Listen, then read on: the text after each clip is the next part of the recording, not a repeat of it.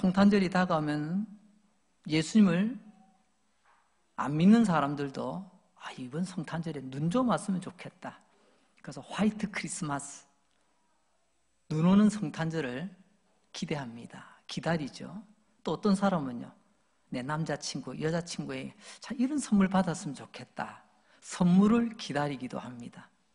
어떤 분은요, 우리 가족들과 함께 또 친한 친구들과 함께 또 멋진 식당에서 맛있는 음식으로 우리 송년회 겸 또 멋진 식사의 시간을 한번 가졌으면 좋겠다. 그렇게 많은 것들을 성탄절을 통해서 기다리고 있는 것을 우리 보게 됩니다. 그렇습니다. 이런 것들을 보니까 성탄은 기다림인 것 같습니다. 오늘 누가복음 성경의 본문에 두 주인공이 등장하죠. 남자 주인공 시므온, 여자 주인공 안나. 남자 시므온과 여자 안나는요, 사실 이 땅에 살아가는 우리 모든 인간들을 대표하는 표현으로 보셔도 무방할 것 같습니다. 이 시므온과 안나, 남녀 공이 성탄을 기다리더라, 이렇게 이해하시면 될 것 같습니다. 우리 강릉제일교회 예배자 여러분, 오늘 시므온과 안나를 통해 주시는 하나님의 메시지, 오늘 말씀 제목에 다 담겨 있습니다. 뭐라고요? 성탄은 기다림입니다. 25절에 보면요, 시므온이 기다렸다라는 표현이 나와요. 그리고 저 뒤에 38절에 가면 안나가 바랬다. 이런 기다림, 바램이라고 우리 성경 기록되어 있지만 원어 성경을 보게 되면요, 프로스 데코마이, 단어가 똑같습니다. 이 똑같은 단어, 이 기다린다는 말인데요, 시므온에게는 기다림이라고 그대로 표현했고 안나에게는 바랬다 이렇게 표현을 하고 있습니다. 근데 그냥 기다리는 게 아니고요, 간절히 기다리는 것을 말합니다. 되면 되고 안 되면 그만, 이런 게 아니라는 겁니다. 간절함을 담아서 기다리는 것. 참 궁금합니다. 첫 번째 크리스마스의 주인공으로 등장하는 이 시므온과 안나는 도대체 무엇을 그렇게 기다렸던 것일까요? 먼저 시므온의 모습을 살펴보겠습니다. 시므온의 이야기, 누가복음 2장 25절 말씀 먼저 읽겠습니다. 예루살렘에 시므온이라 하는 사람이 있으니 이 사람은 의롭고 경건하여 이스라엘의 위로를 기다리는 자라. 성령이 그 위에 계시더라. 여러분, 시므온을 어떻게 설명하고 있죠? 의롭고 경건한 사람이라고 먼저 소개하네요. 하나님을 진심으로 사랑하고 섬겼던 사람, 의롭고 경건한 우리 예배자들 다 되시기를 바랍니다. 두 번째로는 기다리는 사람이랍니다. 이스라엘의 위로를 기다렸다. 그가 기다리는 이스라엘의 위로가 있기를 기다렸다, 그런 말이죠. 여기서 이스라엘은 단순히 중동이나 한 나라를 뜻하는 게 아닙니다.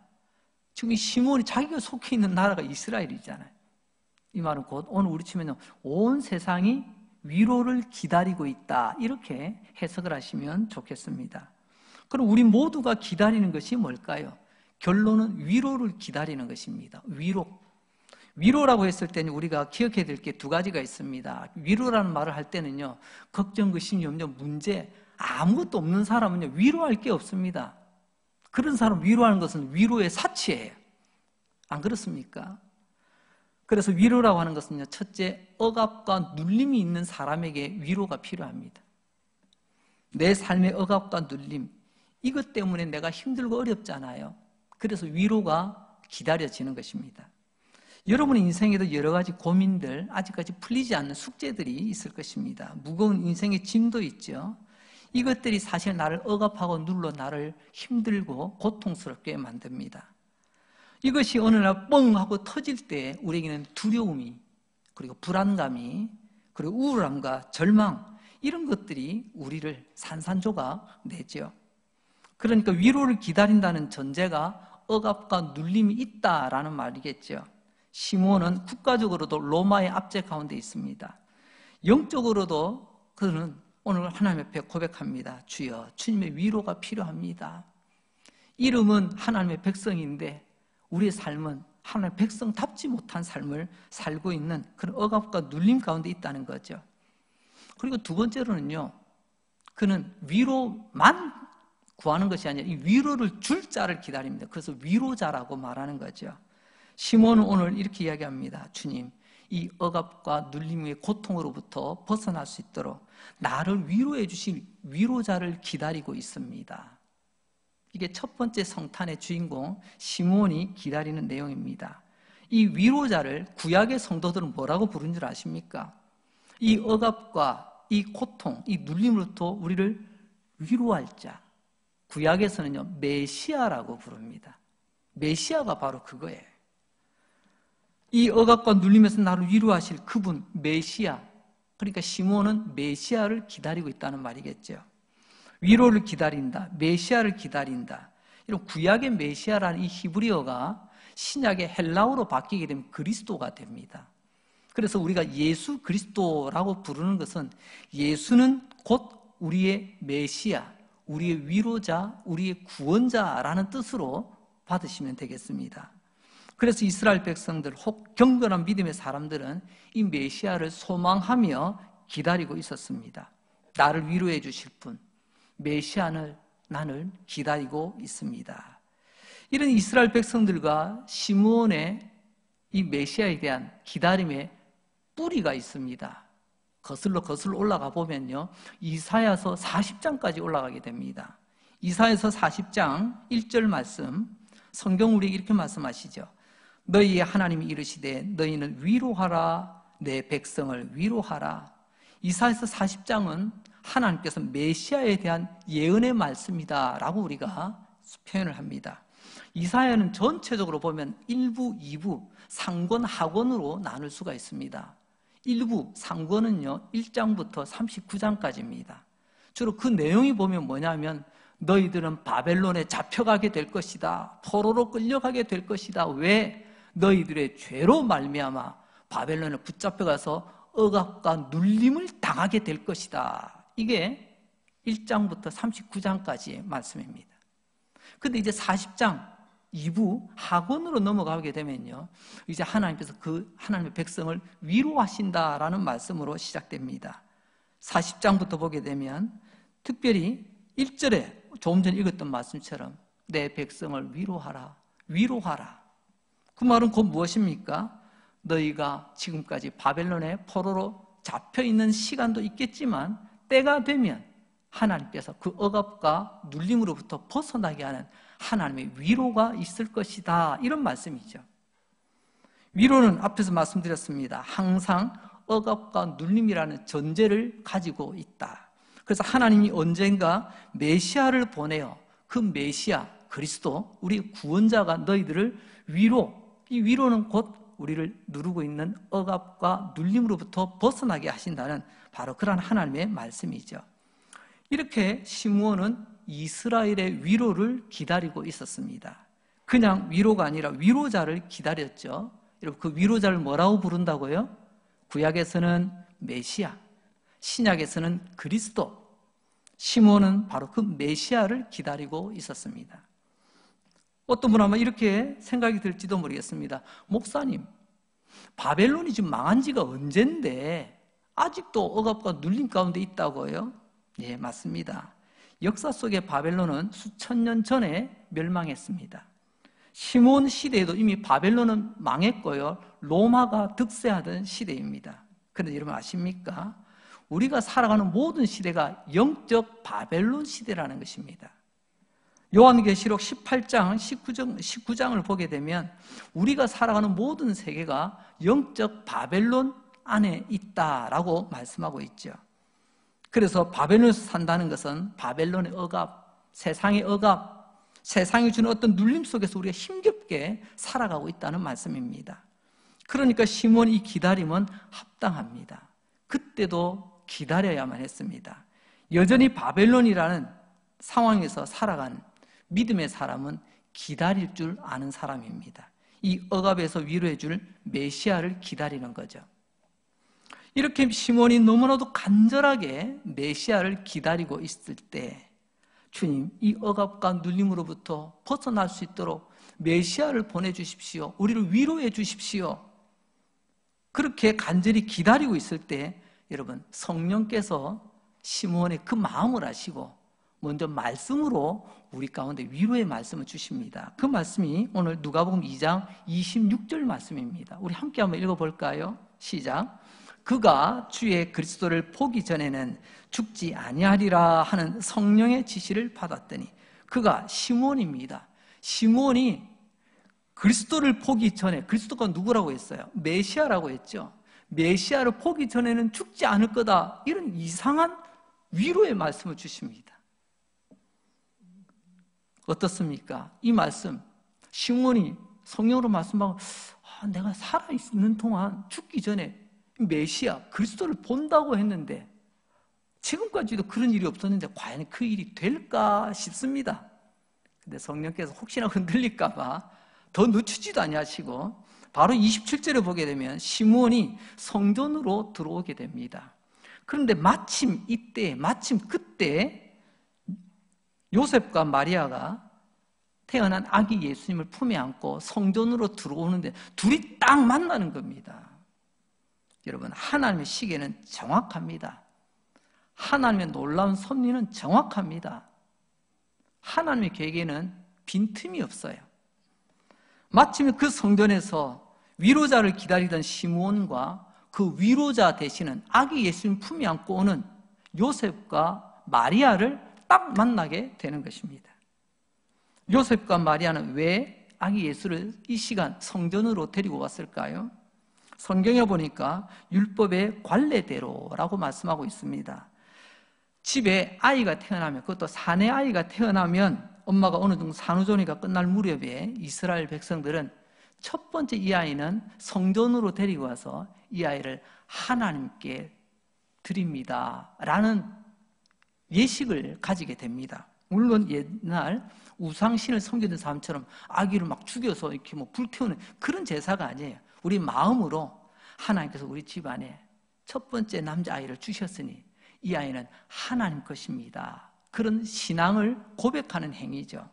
그때 하나님께 제사를 드릴 때는 양을 잡아서 드릴 수도 있고 염소를 잡아 드릴 수도 있습니다. 그런데 성경에 보면 가난한 자는 비둘기를 잡아서 드려도 된다라고 되어 있거든요. 그런데 오늘 성경에 보니까 어떻습니까? 양을 데리고 오나요? 염소인가요? 비둘기 2마리 데리고 와요. 그러니까 우리가 한편 생각해 볼 수 있죠. 예수님의 부모 요셉과 마리아가 참 가난한 형편 가운데 있었구나, 충분히 우리가 생각이 됩니다. 자, 이제 성전에 있던 시므온, 그리고 성전으로 아기를 안고 들어온 요셉과 마리아, 이 둘이 만났을 때 시므온의 눈에 마리아의 품에 안겨있는 아기 예수님을 보게 되었습니다. 딱 보는 순간 웬일일까요? 성령께서 이미 내게 주셨던 그 말씀이 생각나는 겁니다. 내가 죽기 전에 그리스도를 보게 하리라. 성령께서 감동하십니다. 본 아이가 그냥 아기가 아니에요. 예쁜 아기가 아니라 이 아이가 내가 지금까지 기다리던 하나님이 약속하셨던 바로 그 위로자 메시아 그리스도시구나, 이걸 성령의 감동으로 시몬이 알았다는 것입니다. 시몬이 얼마나 감격했을까요? 아마 모르긴 해도요, 그 감격으로 아마 눈물이 글썽글썽했을 것입니다. 주여, 내가 무엇이 간데 주의 말씀대로 내가 죽기 전에 내가 이 그리스도를 보는 이 영광을, 이런 하나님의 은혜를 누립니까? 아마 가슴이 벅차올랐을 거예요. 그러면서 아마 시몬이 이렇게 했을 겁니다. 마리아에게 정중히, 혹시 이 아이를 제가 한번 안아봐도 될까요? 뭐 납치해 가는 거 아니니까 뭐 마다할 이유가 없잖아요. 아마 그래서 마리아가 허락을 했나 봅니다. 그래서 시몬이 이 아이를 품에 안고 이 아이를 바라보며 무엇 했을까요? 아이고 그놈 잘생겼네, 아이고 아빠 닮았네, 이런 이야기 하지 않습니다. 시몬이 이 아이를 품에 안고요, 찬송을 부릅니다. 그 찬송의 내용 한번 보겠습니다. 누가복음 2장 30절과 31절을 보면요, 1절, 2절 두 절을 연달아 부르게 됩니다. 첫 번째 1절은요, 내 눈이 주님의 구원을 보았습니다. 내 눈은 지금 아기를 보고 있는데, 아기를 보면 아이고 예쁜 아기를 본다 이렇게 해야 되는데, 눈은 아기를 보면서 정작 입에서 뭐라고 나온다고요? 내 눈이 주님의 구원을 봅니다. 이 말은 곧 아기가 우리의 구원자라는 것을 그가 고백하고 있는 거죠. 그가 우리가 그토록 기다리던, 이스라엘이 기다리던 위로자라는 것을 성령께서 시몬을 통해서 깨닫게 해주셨다는 부분입니다. 두 번째 2절로는요, 만민 앞에 예비하신 것이다 라고 노래를 부릅니다. 여러분, 이 아기는 특정한 누구를 위해서 오신 분이 아니십니다. 사랑하는 성도 여러분, 누구든지 모두 말입니다. 누구든지 예수 믿으면 구원 받습니다. 누구든지 예수 믿으면 위로 받습니다. 이걸 지금 시몬이 노래하고 있는 거예요. 시몬은 이 아기는 만민을 위하여 예비하신 것이다. 하나님께서 온 세상 위하여 메시아, 구원자, 우리의 위로자를 보내주셨다. 바로 하나님이 보내신 그 위로자가 바로 이 아이, 이분이 우리의 구원자 그리스도시다 라고 지금 노래하고 있는 것이죠. 여러분들에게도 이 위로가 있기를 주님의 이름으로 축복합니다. 여러분, 우리가 알고 있던 그 위로의 개념이 아니고요, 오늘 성경에서 말하는 위로는 또 다른 의미로 사용되어지고 있습니다. 한때 러시아의 양심이라고 부르던 알렉산드르 솔제니친이라는 사람이 있었습니다. 그는 과거에 구소련 시대 그때 인간의 존엄성을 박탈하는 옛 소련 체제의 폭력과 폭압에 맞서 싸우다가 감옥에도 갇히고 많은 억압과 눌림을 당했던 대표적인 인물입니다. 오늘 우리 본문의 주제가 억압과 눌림 아닙니까? 소련 사회주의 체제 아래서 억압과 눌림을 받던 그 솔제니친이 어느 날 미국으로 망명을 하게 되었습니다. 그야말로 이제 억압과 눌림에서 자유를 얻게 된 것이죠. 이후에 그 솔제니친이 이런 자기의 소회를 담아서 표현한 글이 있어 제가 한번 인용해서 읽어드리도록 하겠습니다. 나는 숨을 쉰다. 어떤 때는 눈을 뜬 채로 숨을 쉬고 어떤 때는 눈을 감은 채로 숨을 쉰다. 내가 제대로 숨을 쉬고 있다는 것, 이보다 더 아름다운 것이 있을까?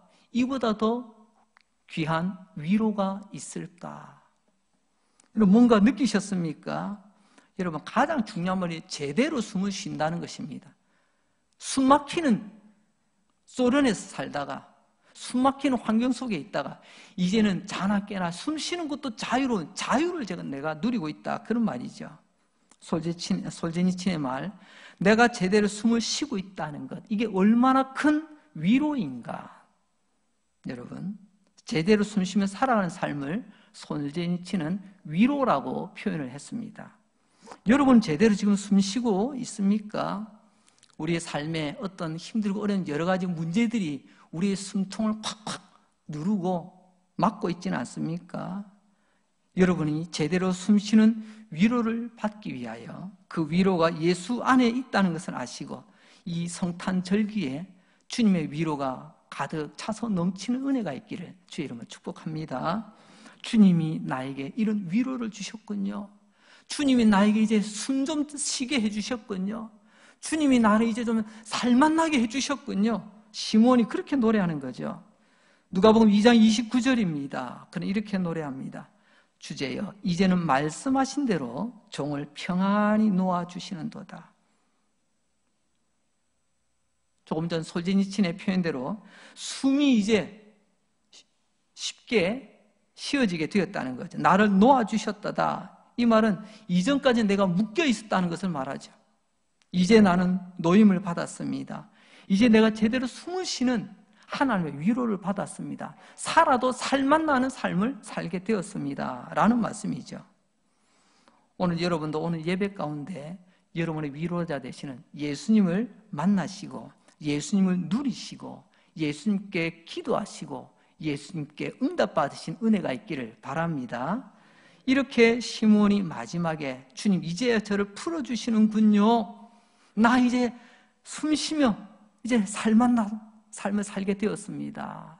이렇게 시몬의 이야기가 마무리되고 있습니다. 이제 두 번째 주인공 안나의 이야기로 넘어가 보도록 하겠습니다. 이제 저 말씀을 흘러가서 이제 36절에 보니까 안나가 누구인가에 대해서 소개하고 있습니다. 안나는 여선지자였다. 결혼을 했는데 한 7년쯤 있다가 남편 사별하신 것 같습니다. 이후로는 오랫동안 홀로 지냈다고 성경은 기록하고 있죠. 37절에 가서 보니까 이 안나의 나이가 어느덧 84살이 되셨다라고 말합니다. 84살에 노 안나가 성전을 떠나지 않으며 금식하며 기도했다고 성경은 기록하고 있습니다. 그럼 시므온하고 비슷하지 않습니까? 하나님 앞에 경건한 사람, 하나님을 참으로 사랑했던 사람, 안나의 모습도 보십시오. 84시나 되는, 지금도 80이 넘어가시면 고령이십니다. 우리 몸을 가누기가 쉽지 않은 분들이 많이 계세요. 근데 이 2000년 전 그 시대에 84시나 되시는 이 여인이 성전에서 금식하며 기도하며 늘 하나님의 은혜를 구했다고 말씀합니다. 방금 전에 시므온이 메시아를 간절히 기다렸다고 했죠. 주님, 저는 위로자가 필요합니다. 내 인생에 숨 좀 쉬게 해주십시오 라고 기도했던 거죠. 그때 성령께서 약속하시고 또 그 약속이 현실로 이루어지기를 요셉과 마리아를 만나 그 품에 있는 아기 예수님을 보고 내 눈이 주의 구원을 봅니다. 만민을 구원하실 분이 오셨습니다 라고 노래하는 것을 우리는 보았습니다. 마침 그때 그 옆에 안나도 있었던 것 같습니다. 여러분, 이 장면을 보고 오늘 본문을 보게 되면요, 마침이라는 말이 2번이나 연거푸 나오는 것을 봅니다. 내가 계획한 건 아니에요. 하지만 하나님의 시간표에는 딱 맞아떨어집니다. 마침 그때, 시므온도 마침 그때 성전에 가서 요셉과 마리아를 만났는데 그때 마침 안나도 그 성전에 있더라는 것입니다. 늘 성전에서 기도하던 사람 안나 말입니다. 누가복음 2장 38절입니다. 마침 이때에 나와서 누가요? 안나가 하나님께 감사하고 예루살렘의 속량을 바라는 모든 사람에게 그에 대하여 말하니라. 안나의 2가지 모습이 보여지네요. 첫째는요, 하나님께 감사했답니다. 지금까지는 간절히 구하는 것만 있었어요. 제가 간혹 이런 표현을 씁니다. 오늘 우리의 기도가 내일은 하나님께 감사의 제목이 되게 해주세요. 오늘 이 안나가 딱 그렇습니다. 안나가 하나님의 은혜를 구하며 늘 기도하며 84세까지니까 몇 년을 그런 기도를 했겠어요. 우리는 한 며칠 하다가 안 되면 에이 그만 할 때가 많이 있는데 그 오랜 세월을 그렇게 기도하던 이 안나가 드디어 그 기도 응답을 받은 거예요. 그래서 그 기도가 변하여 안나의 감사가 된 거죠. 그토록 우리가 기다리던 우리의 구원자 메시아를 보내주셨군요. 감사합니다. 왜? 안나는요 지금 시몬의 찬양을 통해서 그걸 알았어요. 그의 고백을 딱 듣는 순간, 여러분 그거 아십니까? 선수는 누구를 알아본다고요? 선수를 알아봐요. 기도하는 사람은요 기도하는 사람 알아봅니다. 경건한 사람은요 경건한 사람 알아봅니다. 그래서 시몬의 찬송을 딱 듣는 순간, 시몬이 고수잖아요. 우리 앞에서 시몬이 어떤 사람인가 봤잖아요. 신앙의 고수거든요. 안나는요, 안나도 고수입니다. 그것도 기도의 고수예요. 딱 고수와 고수가 딱 만나니까요, 노래가락 딱 2구절만 딱 들어도요, 아하 이게 뭐구나 딱 알아채요. 우리가 그토록 기도하던 하나님께서 그 메시아를 우리 가운데 보내주셨구나. 그래서 그 안나도 그 아기 예수님을 함께 보게 되겠죠. 예수님께서 오시는 그 장면을 38절에 보게 되면 예루살렘에서 속량을 바라는 사람들에게 안나가 또 예수님이 누구신가를 소개하고 있습니다. 이게 2번째 이야기거든요. 안나가 속량을 기다리는 사람들 어떻게 알았을까요? 좀 이따 우리 속량이란 뭔가를 다뤄보겠지만요, 하나님께서 우리 문제를 해결해 주신다는 겁니다. 이게 속량이에요. 속량. 하나님의 속량을 기다리던 사람이 안나만 있었던 게 아니라는 겁니다. 그 성전에는요 안나와 같은 기도의 동지들이 있었어요. 기도의 친구들이 있었어요. 여러분 믿음 생활에도 여러분 좋은 믿음의 친구들을 사귀시기 바랍니다. 괜히 만나고 이리저리 그냥 불평만 늘어놓고 뒤에서 그냥 흔히 하는 그냥 그런 거 하지 마시고요. 이런 기도의 무리에 여러분들이 함께 포함되시면요, 때가 되면 하나님께 이런 은혜를 누리게 하십니다. 오늘 안나가 그 사람들에게 가서 이야기하면 나만 알고 쏙 빠지는 게 아니고요. 여보시오, 우리가 그토록 기도하던 우리의 구원자 메시아가 이 땅에 오셨습니다. 이 놀라운 소식을 안나가 지금 전하고 있는 장면이 예루살렘에서 속량을 바라는 사람들에게 전하였다. 바로 그 말씀이에요. 오늘 그러면 이 속량이라는 말이 무엇인가 한번 살펴볼까요? 속량이라는 말, 조금 전에 앞에 예루살렘 속량을 바라는 사람이라고 했는데요, 우리가 속량을 바란다라고 표현한 이 바램이라는 표현하고요, 시므온이 기다렸다라는 말, 이게 앞서 말씀드렸죠. 어원이 똑같습니다. 이게 기다린다는 뜻하고 똑같습니다. 자, 이제 속량이라는 말이 뭘까요? 속량은 한마디로 말하면요, 해방입니다.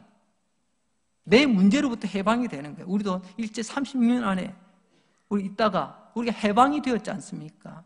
마찬가지입니다. 이 속량이 해방인데 나중에는 이 해방이라는 뜻이 구원이라는 뜻으로 이제 확대 해석 가능하게 되었습니다. 성경에 보면 대표적인 속량 사건이 있습니다. 그것은 해방과 함께 구원을 얻는 사건이죠. 뭐죠? 유월절 사건입니다. 애굽에서 이스라엘 백성들이 나오게 되는 출애굽 사건, 그게 바로 유월절 해방이죠. 민족적인 해방임과 동시에 여러분, 파라오라고 하는 영적인 세계, 여러분 그 영적인 세계로부터 벗어나는 것을 말하고 있습니다. 그래서 유월절은 전형적인 속량 사건, 해방과 구원이 함께하는 사건이죠. 그래서 이스라엘 백성들은 이것을 알고 기억하며 하나님을 찬송했을 뿐만이 아니라 이스라엘 백성들이 어려움을 당할 때마다, 힘들고 어려울 때마다 여호와여, 우리를 속량하여 주옵소서, 우리를 건질 자, 속량할 자를 보내 주옵소서 라고 그들이 기도하며 기다렸다는 말씀이죠. 아무리 우리가 애굽에서 풀려나고 바벨론에서 다시금 돌아왔다 할지라도 우리는 궁극적으로 남아있는 속량이 있습니다.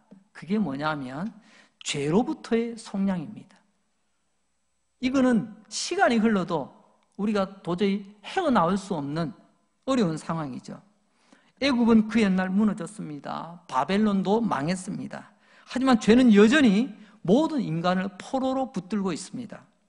옛날 애굽이 이스라엘을 포로로 잡았고 바벨론이 이스라엘을 포로로 끌고 갔지만 죄가 이제 모든 인류를 포로로 붙잡고 있다는 말씀이죠.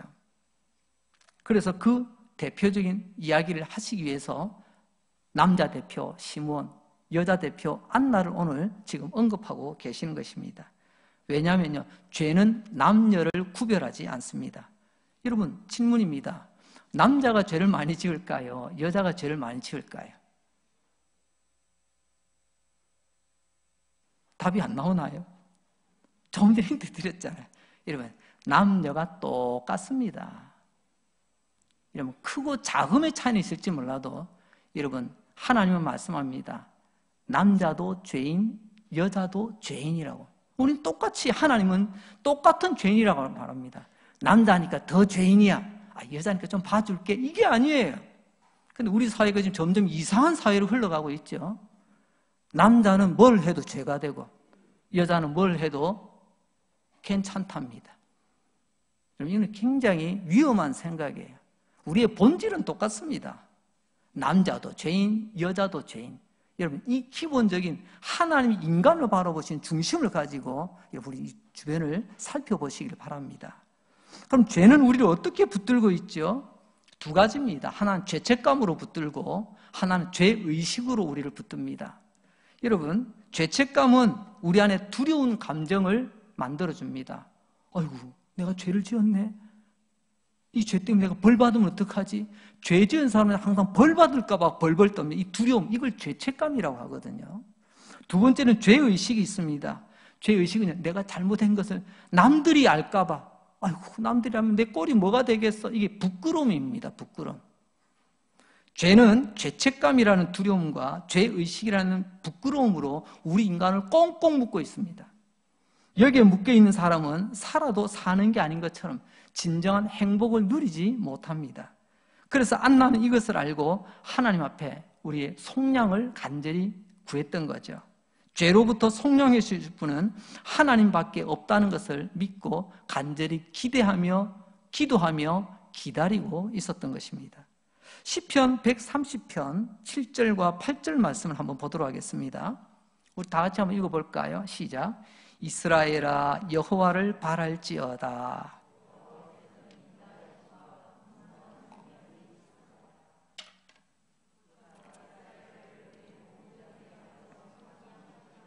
아멘. 여기 보면요, 앞에는 풍성한 속량이라는 말이 나옵니다. 이 풍성한 속량, 근데 이게 뭐냐면요, 뒷구절에 바로 나와요. 모든 죄악에서 속량하시리로다. 하나님의 속량이란, 다시 말하자면요, 하나님께서 용서하지 못할 죄가 없고 하나님이 해결하지 못할 문제가 없다는 말씀입니다. 우리 그런 말 있죠. 자수하여 광명 찾자. 자수하기 전까지는요, 늘 마음이 편하지를 못해요. 그래서 가끔 그런 뉴스가 나오더라고요. 우나서 죄 짓고 해외로 도망갔다가 도저히 견디지 못하여 돌아오는 사람, 차라리 내가 벌을 받는 게 낫지, 더 이상 이제 도망 못 다니겠다. 여러분, 죄책감의 두려움과 죄의식의 부끄러움에 포로로 잡히게 되면 자유를, 평안을, 기쁨을 온전히 누릴 수가 없다는 말씀이죠.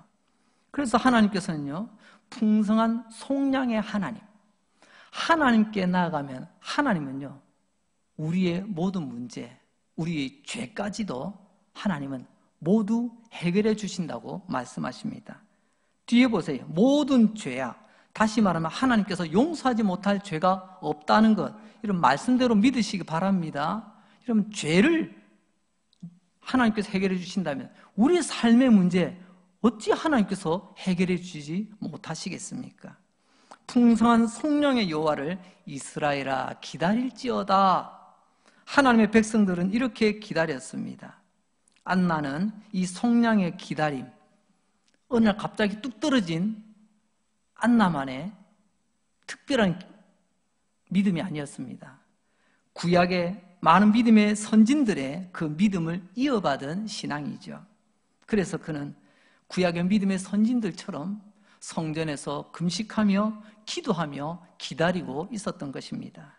주여 어서 오셔서 저를 이 죄악으로부터 속량하여 주옵소서. 이 죄책감의 두려움과 죄의식의 부끄러움에서 나를 해방시켜 주시옵소서. 나는 수많은 날 동안 이렇게 기도하며 속량의 구원자 메시아를 기다리고 있었던 것입니다. 그런데 우리를 죄악에서 속량하실 그 여호와께서 이 땅에 오셨어요. 시편 130편은 이스라엘 여호와를 기다려라, 기다리라고 말씀했는데, 여러분, 그 여호와께서 이 땅에 오셨습니다. 이 땅에 오신 그 여호와가 누굴까요? 그분이 예수님이세요. 여러분, 예수님은 우리의 죄악을 속량하러 이 땅에 오신 여호와의 또 다른 이름이라는 것을 명심하시기 바랍니다. 그래서 안나는 하나님 감사합니다. 하나님 보내주셨네요. 하나님이 오셨네요. 그래서 우리를 죄악의 포로에서 해방시켜 주시고 죄책감의 두려움, 죄의식의 부끄러움에서 우리를 해방시켜 주셨군요. 감사합니다 라고 노래했던 것이죠. 너무너무 기뻐서 이같이 속량을 함께 기다리고 있던 나의 기도의 동지들에게, 기도의 친구들에게 함께 이 기쁨을 나누자고 가서 이야기를 했습니다. 뭐라고 이야기했을까요? 이 아이가 우리를 속량하실 메시아입니다. 이 아기 예수님이 누구인가를 소개해 주었던 거죠. 자, 그러면 우리 아기 예수님은 어떻게 우리를 죄에서 속량하시게 될까요? 에베소서 1장 7절 말씀입니다. 또 함께 읽겠습니다. 시작. 우리는 그리스도 안에서 그의 은혜의 풍성함을 따라 그의 피로 말미암아 속량, 곧 죄 사함을 받았느니. 여기도 속량이 나오죠. 이제 신약으로 와서 그 속량의 의미를 이렇게 표현합니다. 그의 피로 우리를 죄 사함 받게 하는 것, 그게 속량이라고 말씀하십니다. 앞으로 33년 뒤에 이 아기는 십자가에 달려 피 흘려 죽게 됩니다.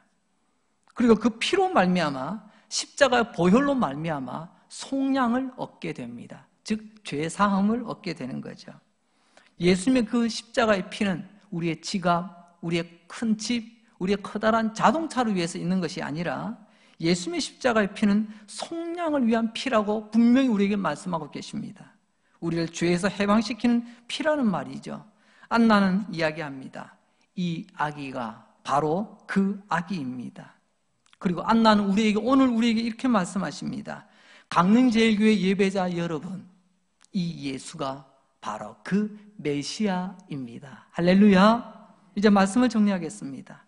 성탄은 뭐라고요? 기다림입니다. 경건한 사람 시므온도 기다렸고, 그럼 기도의 어머니 안나도 기다렸습니다.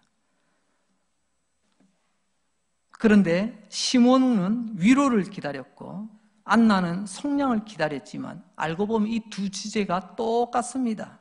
메시아가 오셔야 나를 위로해 주시고 메시아가 오셔야 우리를 속량하신다는 말씀이죠. 시므온과 안나, 그는 그 메시아를 알아보고 그 그리스도를 외쳤던 것입니다. 여러분을 위로하고 여러분을 해방시켜 주실 그 메시아가 지금 이 땅에 오셨다고 그는 찬송하고 그녀는 외쳤던 것입니다. 그 예수님 지금은 어디에 계실까요? 시몬의 품 안에 있던 그 아기 예수님, 이제 그 예수님은 우리 마음 가운데 계시는 줄로 믿습니다. 시몬과 안나는 기다렸지만 우리는요, 이미 그분이 우리 마음 안에 와 계세요. 우리는 더 이상 기다리는 사람이 아니라 이제 누리는 사람이라는 것을 기억하시기 바랍니다. 그래서 우리는 시몬과 안나보다 우리는 100배, 1000배 복받은 사람이에요. 그들은 메시아를 기다리다 한평생 살다가 잠시 보고 끝났습니다. 그러나 우리는 우리 안에서 영원히 우리 주님 함께 하십니다. 세상 끝까지 함께 하시겠다고 약속하셨습니다. 사랑하는 성도 여러분, 예수님은 여러분에게 위로를 주시려고 오셨습니다. 성도 여러분, 예수님을 통하여 그 위로를 풍성히 누리시기를 바랍니다. 모든 억압과 눌림이 끝나기를 바랍니다. 숨이 제대로 쉬어지고 진짜 위로가 여러분 가운데 차고 넘치도록 부어지시기를 주의 이름으로 축복합니다. 여러분 안에 여러분과 함께 하시는 예수님, 그 은혜를 누리시고 우리 예수님, 우리 죄에서 해방시켜 주시고 우리를 더 이상 죄책감의 두려움에서 벗어나게 하시고 또한 죄의식의 부끄러움에서 벗어나게 하시려고 예수님이 오셨다는 것, 이 성탄의 절기에 우리가 명심해야 될 복된 소식인 줄로 믿습니다. 그 예수님과 함께 진짜 행복을 날마다 누리시는 귀한 주의 백성들 되시기를 주님의 이름으로 축복합니다. 기도하겠습니다. 하나님 아버지 감사합니다.